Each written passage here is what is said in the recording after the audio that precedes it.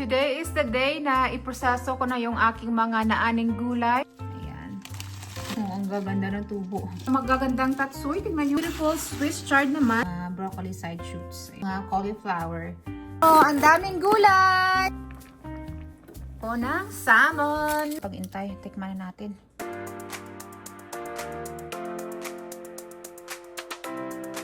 Today is the day na iproseso ko na yung aking mga naaning gulay from yesterday.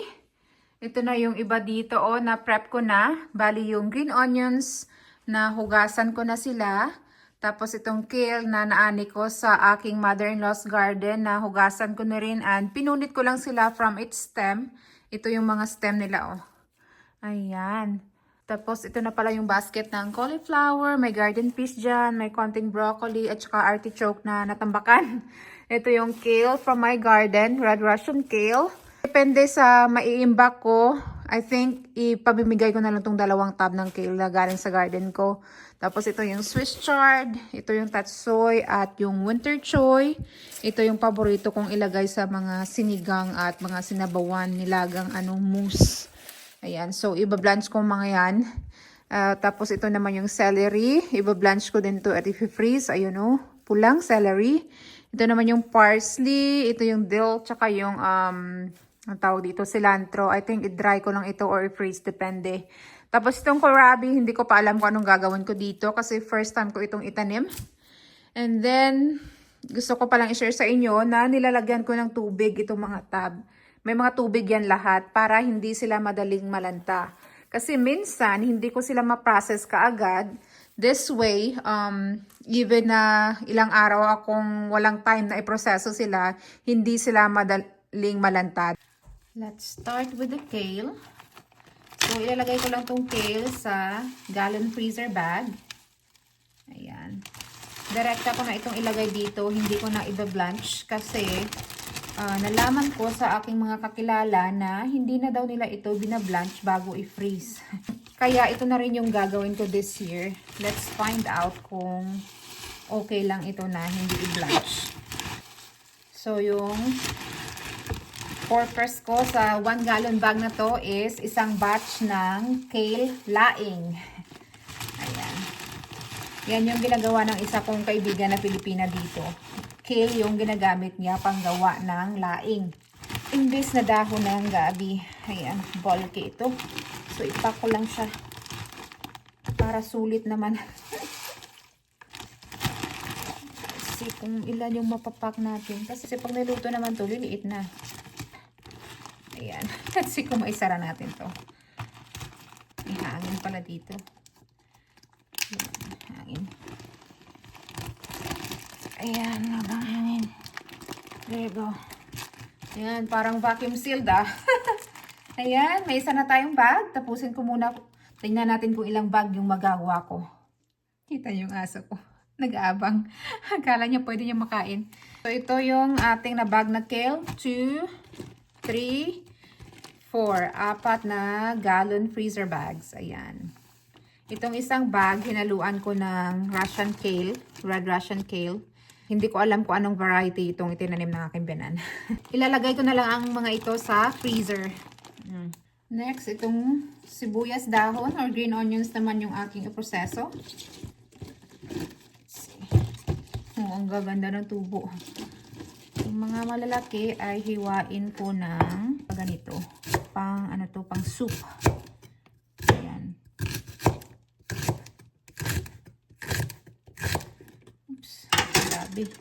Ang lutong. Fresh na fresh. Tingnan nyo. Ang bango.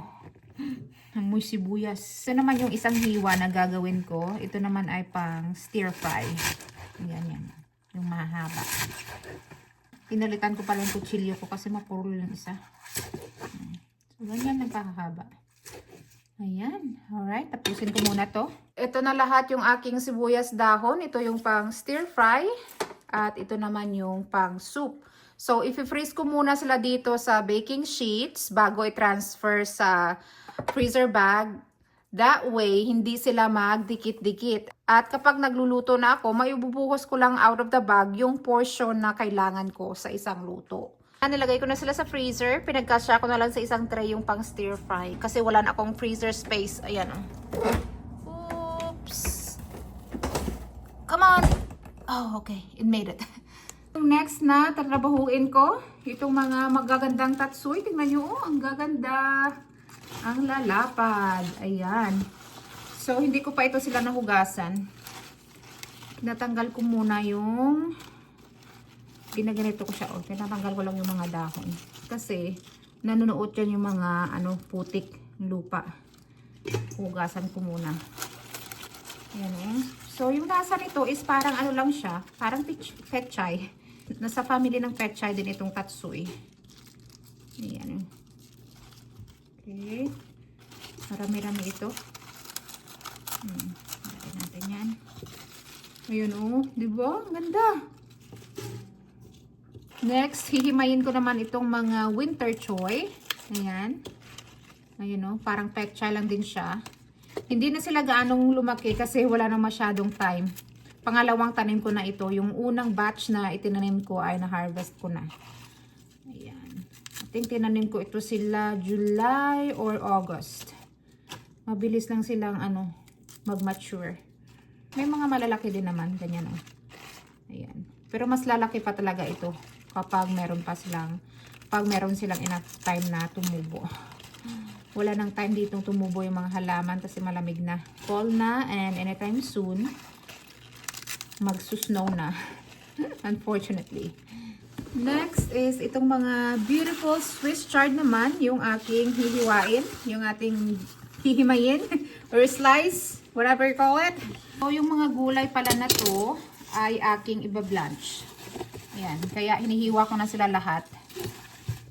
Tingnan nyo, ang ganda oh, ng kulay. Pula. Ang galing ko yan. Hindi na ito maganda oh. Ayan. So, yung gagawin ko dito is ihiwain ko ito into maliliit na. Parang i-dice ko itong niya. Yung stalk. Gaganyanin ko oh. Oops.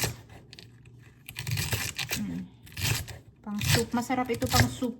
Yung dahon niya is kasing texture ng dahon ng spinach. Wala namang siyang masyadong matapang na lasa. Parang spinach nga lang din talaga siya. Tingnan nyo, parang spinach din yung dahon niya. Ayan. Separate ko muna dyan yung stalk. Tapos itong dahon, hihiwain ko lang ng ganito. Oh. Ganyan kalaki. Ayan. Then, huhugasan ko pa ito. Tingnan nyo itong isa, oh. Ang ganda ng kanyang pagka-yellow. Yung pang kanyang pagka-gold. Or ano ba to? Yellow-orange. Anong kulay to?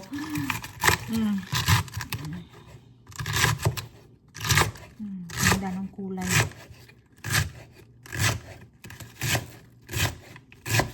Tsaka, ito pa yung isang kulay. Puti. Itong pinakapuno niya, matigas na. Yung next naman na i-prep ko is itong mga broccoli side shoots. Ayan. Galin ko lang yung mga matitigas na stalk. Dami pa oh. Ayan. Nakatikim na ba kayo ng broccoli cheddar soup? Nako. Ito na yung mga broccoli na na-prep ko. Yung next naman is itong mga cauliflower. So, I think ang iba-blanch ko dito is itong mga maliliit lang na heads. And then, ito, isi-save ko itong dalawang malalaki. Gagamitin kong pangluto this week. Ayan. Grabe, ang lalaki na itong dalawa ay nahulog. Alright, so, let's start with these little heads.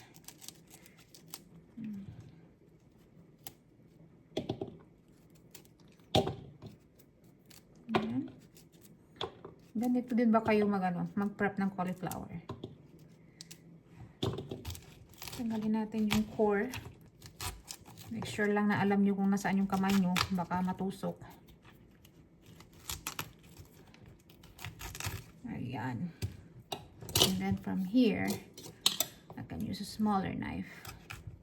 There you go. Grabe, ang ganda. Ang ganda ng cauliflower.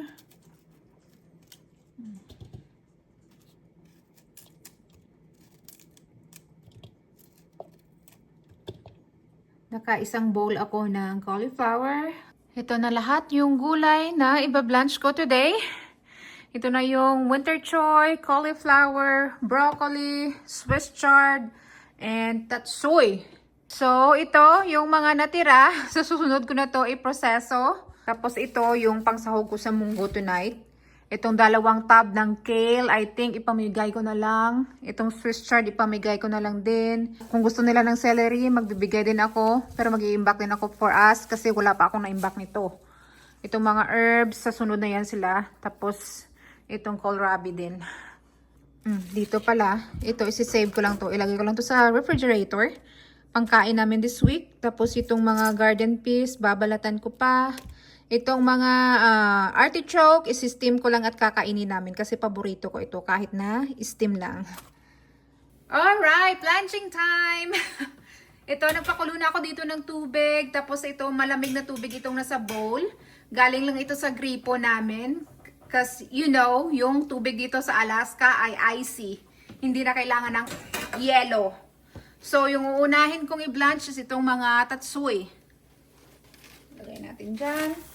Madalian lang itong tatsoy kasi maninipis lang sila. Madali lang silang ma-blanch. Just a few seconds. Ayan. Ayan. Okay.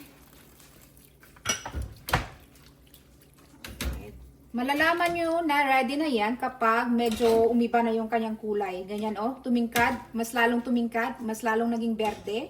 So, ibig sabihin, pwede nyo nang hanguin. Tapos, diretso agad sa icy cold na tubig para matigil na yung kanyang luto. Ganyan. And then, just repeat the process hanggang sa matapos nyo yung gulay nyo. Ganyan lang kadali mag-blanch.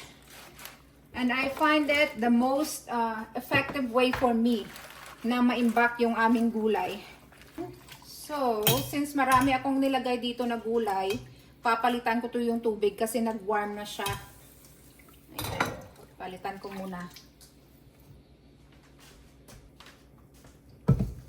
Ayan, napalitan ko na yung tubig. Malamig na siya ulit. So, yung gagawin ko is hanguin ko na siya dito at ilagay sa strainer para mapatulo na siya natin.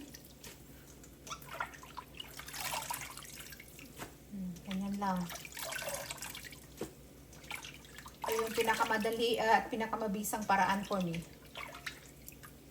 Then, repeat the process. Ganun lang. I know mayroon na namang magtatanong na bakit kailangan pang i-blanch, pwede namang i-freeze directly. Kung plano yung kainin o sa tingin nyo maubos nyo yung harvest nyo within 2 to 3 months, that's okay. You don't need to blanch it. But for us, yung supply namin is pang hanggang next season or up to 1 year. That's why binablanch ko talaga yung aking mga ani. Winter choy naman yung i-blanch natin. I know may mga magtatanong na naman dyan or magsasabi na nawala na yung sustansya ng gulay. So, yung tanong ko sa inyo, hindi nyo ba niluluto yung gulay nyo? Hilaw ba lahat ng gulay na kinakain nyo? Kayo nang sumagot. Anyway, natural lang naman na merong mga vitamins or nutrients na mababawa sa gulay or mawawala sa gulay, lalong-lalo na yung mga heat-sensitive na vitamins or nutrients. And tsaka, if you have a well-balanced diet, na merong lutong gulay, merong hilaw na gulay, prutas, isda, or karne, mababawi mo naman yan yung mga nawala or nabawasan na nutrients. Yan lang yung simpleng sagot ko dyan. I hope na intindihan nyo. Alright, madali lang din tong winter choy kasi manipis lang din siya. Medyo lumamig na yata yung ating tubig. Pakuluan ko siya ulit after nitong winter choy. Ayan, pwede na to. Ayan, kumulo na siya ulit. So, ilagay ko na dito yung mga cauliflower naman. Buhos ko na to lahat. Oh, ayan. Hala. Naparami. Bawasan ko. Para pantay yung pagkaluto. That's life. May palpak talaga minsan. Ayan. Bawasan natin.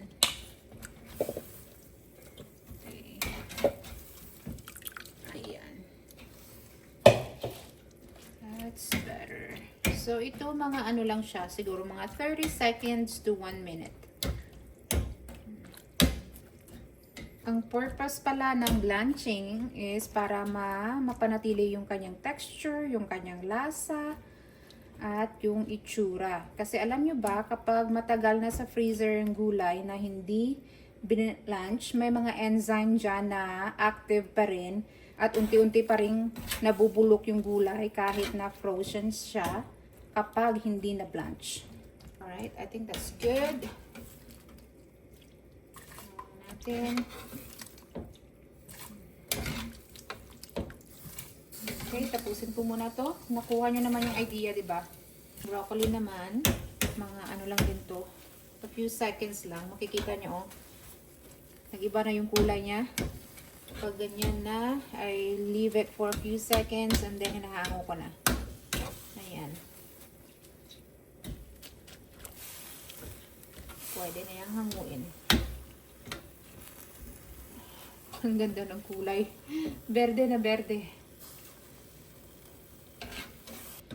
Game changer itong aking panalo. Napapabilis yung paghango. Okay, tapusin ko muna to. Ito na yung last na gulay, yung Swiss chard. Ito yung kulay ng broth. Mamula-mula dahil sa Swiss chard. Itong tubig na pinagpakuluan natin ay pwede nyo rin gamitin vegetable broth. So yung gagawin ko today is gagamitin ko to siya sa aking ginataang munggo.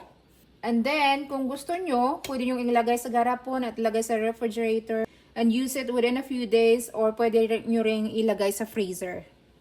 At ito na yung mga gulay na na-blanch natin. Naging 4 na lang na bowl. Kumupos na sila. Nag-shrink na sila.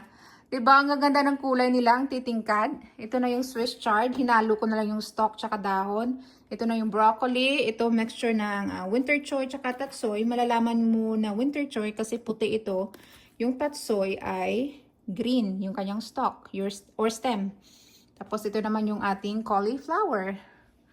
So, patutuluin ko lang muna yung mga ito bago ilagay sa freezer bag. Ayan o.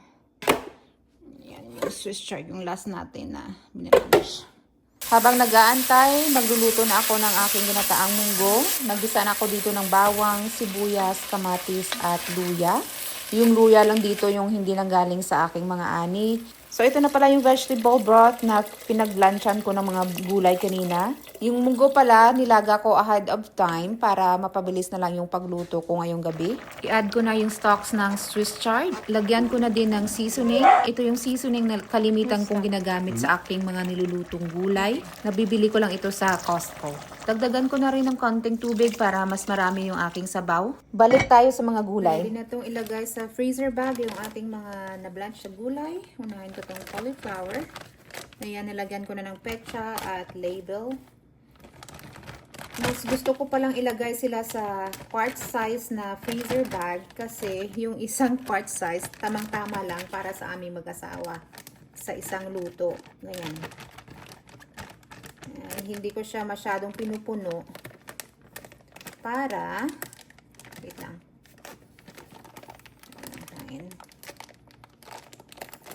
Para ma-freeze ko siya na flat lang, ganyan oh. Tapos madali lang siyang patunawin kapag kailangan ko na. Iniiwan ko lang yung konting opening dyan para mapalabas ko yung hangin. Diba? Parang ano lang, parang vacuum sealed. Pwede nyo rin ito i-vacuum seal kung meron kayong vacuum sealer. Pero mas mapapamahal kayo. Unlike dito sa freezer bag na mas mura. Ayan. Tamang-tama. Tatlong quart size na cauliflower. Ayan. Ito mo sila dyan. Next naman is itong ating tatsoy and winter choy na mixture. Ayan. I-mix-mix ko muna sila dito. I-mekos-mekos ko muna sila. Ayan, masarap ito sa sinigang at saka nilagang mousse. Sinigang na salmon. Ayan. Ganun din dito, hindi ko din to masyadong pinupuno. Para madali siyang ilagay sa freezer. Ayan. Ipakita ko sa inyo yung mga na-imbak ko na magulay after kong mabagod to lahat. Ayan. Tamang-tama na yan isang luto.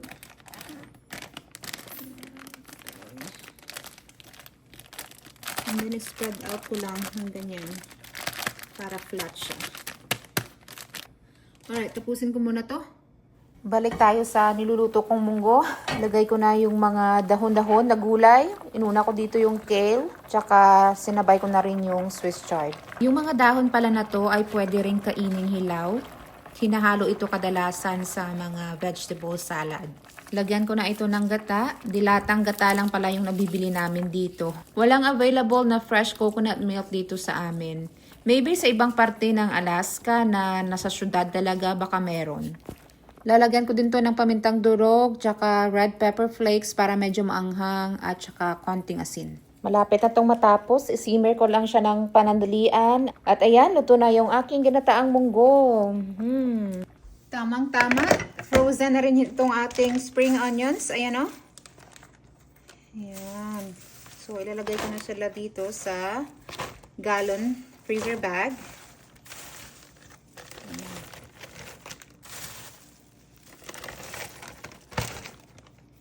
Oh, madali lang siya ibuhos according sa portion na gusto mo pag magluluto ka. So, ibalik ko na to agad sa freezer para hindi na sila malusaw. Ayan. O, diba?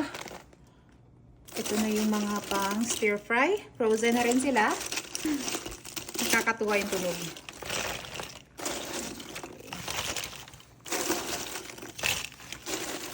Okay. Tapusin ko muna to. Meron na tayong 1 gallon. Ayan. Hindi nagkasya lahat dito.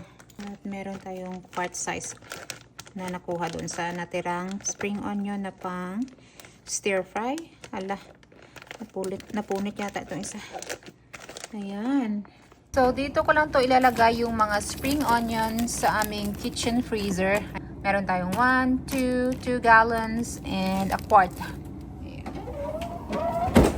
Tapos, meron akong naibag na 1, 2, 3 ng chard, 1, 2 ng broccoli, 1, 2, 3 ng tatsoy at winter choy, at saka 1, 2, 3 ng cauliflower. O, diba? Ang konti lang. Parang ang dami nito kanina. After nila ma-blanch, ayan, nag-shrink na sila. So, hakutin ko na lang to doon sa isa pa naming freezer sa aming pantry. Before ko pala sa dito ilagay sa aming freezer, ito na yung iba pang mga pagkain na naimbak ko. Ito yung moose broth at ito yung mga strawberries na nakuha ko this year. And then, dito sa drawer na to, tingnan nyo, ang daming gulay! Marami-rami na rin ako naimbak ng mga gulay. Ang mga ito is cauliflower, may broccoli, sari-sari dyan. And then, dito rin is mga gulay. So, ito yung reason na gusto ko rin na flat sila sa bag kasi madali silang i-organize, nakatayo sila ng ganyan. O, madali lang kunin at makita kung ano yung laman. Dito may mga bangus ako. So dahil may space ako dyan, dito ko muna ilagay yung mga gulay. Naka-flat muna sila ng ganyan. And then pag matigas na sila, saka ko sila ipapatayo kagaya ng iba doon. Ayan.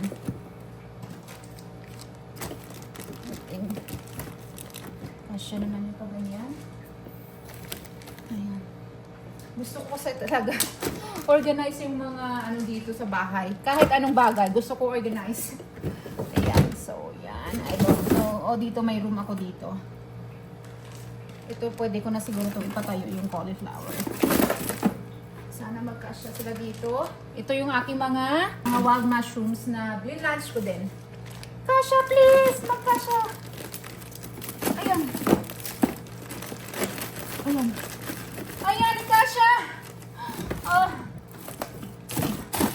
Alright. Ayan. Puno na itong aking maliit na freezer dito sa aking pantry. Ayan, yung mga canned stuff ko dyan. Tapos may mga supply ako ng mason jars. And tinawag ko pala ito na plant tree kasi nandito yung aking mga halaman.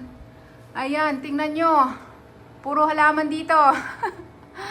And then yung 4 na galon ko dito ng kale ay ilalagay ko doon sa freezer namin na nasa garage. Ayan, bumukas na tong isa.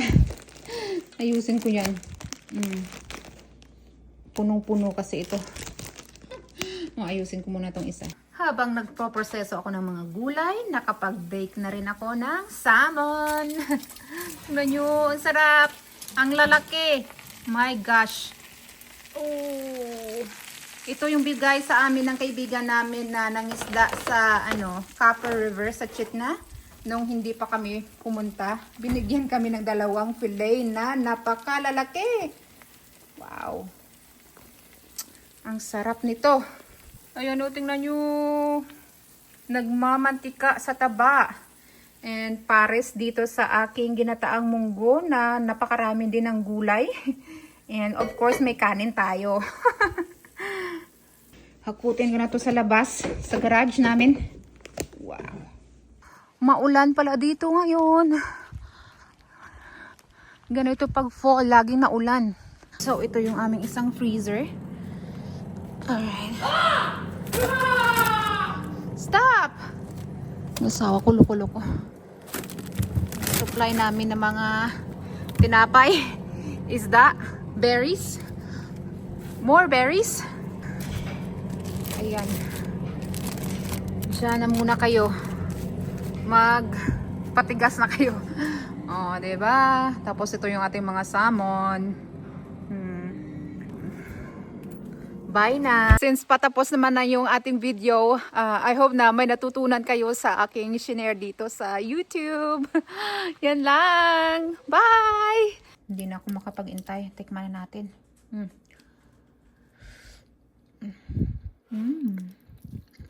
Harap.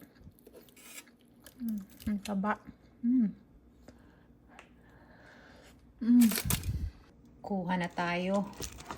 Ang laking piraso. Mga sarap yung medyo maasim-asim tapos maanghang.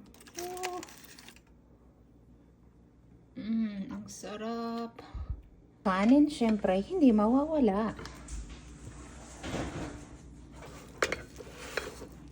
Ilang sandok yung kanin na makakain natin. Let's start with 2 muna. Simot sarap. Excuse me. Please like and subscribe.